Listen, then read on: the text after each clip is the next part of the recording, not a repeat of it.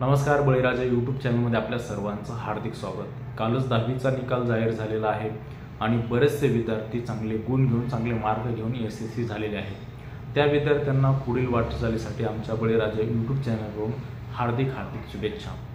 मराठवाडा म्हणलं की मराठवाड्यामध्ये सर्वात जास्त पालक शेती करतात आणि शेती केल्यानंतर शेतकऱ्यांच्या मुलांकडे लक्ष देणं शक्य होत नाही। शाळेतून मुले घरी येतात, घरचा अभ्यासक्रम हे अशा अनेक गोष्टी आहेत ज्याच्याकडे पालकांना लक्ष देणं शक्य होत नाही। आणि कधी कधी काय होतं की काही मुलं स्वतःहून अभ्यास वगैरे करतात, काही मुलांना सांगावं लागतं सातत्याने की अभ्यास करा म्हणून। आणि ह्याचा इफेक्ट कधी कधी आपल्याला परीक्षेच्या रिझल्टमध्ये पाहायला मिळतो। आणि बरेचसे विद्यार्थी काल अपयशी झालेले आहेत, मात्र त्यांनी खचून जाण्याचं काही कारण नाही। अपयश येत असतं, अपयश हे माणसाच्या मागे खेचण्यासाठी नाही तर माणसाला पुढे घेऊन जाण्यासाठी येत असतं। त्यामुळं एखादा विद्यार्थी जर अपयशी झालेला असेल, नापास झालेला असेल, 10वीची परीक्षा असेल, 12वीची परीक्षा असेल तर शोकवंचित होण्याचं काही कारण नाही, निराश होण्याचं काही कारण नाही। कारण तुम्ही देखील वेगवेगळ्या फील्डमध्ये जाऊन तुमचं करिअर बनवू शकता, तुमचं भविष्य तुम्ही बनवू शकता। त्यामुळे जर काल काही विद्यार्थी अपयशी झालेले असतील तर त्यांच्यासाठी आणि त्यांच्या पालकांसाठी आम्ही हा व्हिडिओ मुद्दाम बनवत आहोत। आमच्या व्हिडिओला तुम्ही अद्याप लाईक केलं नसेल, सबस्क्राईब केलं नसेल तर नक्की करा। तर काल रिझल्ट लागला आणि बरेच विद्यार्थी अपयशी देखील झालेले असू शकतात।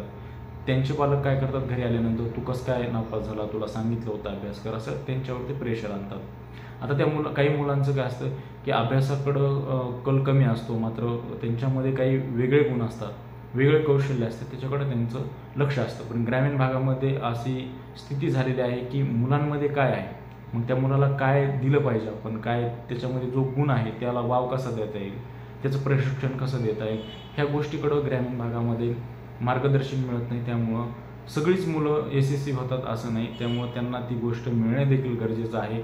म्हणून ज्या घरातली मुलं अपयशी झालेले आहेत, कमी मार्क मिळालेले आहेत, त्यांच्या पालकांनी निराश होण्याचं काही कारण नाही आणि त्या मुलाने देखील काही ताणतणावामध्ये यायचं कारण नाही, डिप्रेशनमध्ये यायचं कारण नाही। कारण तुम्ही देखील आयुष्यामध्ये खूप काही करू शकता। मार्कलिस्ट हे माणसाचं आयुष्य घडू शकत नाही, तुम्ही जीवनाच्या परीक्षेमध्ये देखील पास होऊ शकता। असं काही नाही की 10वी-12वीच्या मार्कलिस्टमध्ये कमी मार्क पडले म्हणजे तुम्ही आयुष्यामध्ये अपयशी झालात, पूर्ण आयुष्य तुमचं वाया गेलं, अशातला कुठलाही प्रकार नाही। आपण अशा अनेक उदाहरणं बघितलेली आहेत जे की 10वी-12वीला अनेक वेळा फेल झालेले आहेत, मात्र आजचा IAS पर्यंत ते पोहोचलेले आहेत। असं सुद्धा होऊ शकतं की कधी कधी माणसाला काय असतं की उशिरा कळतं की बाबा, आणि काही मुलांना लहानपणापासूनच हुशार असतात, काहींना उशिरा कळतं। म्हणजे ही जी आपल्याला जी अक्कल येण्याची, जी बुद्धी येण्याची जी पिरियड असतो, काहींना लवकर येतो, काहींना उशिरा येतो। त्यामुळं कसलंही कारण नाही, फक्त एवढे की आपल्या घरातल्या परिस्थितीची जाणीव ठेवून आपण काम केलं पाहिजे।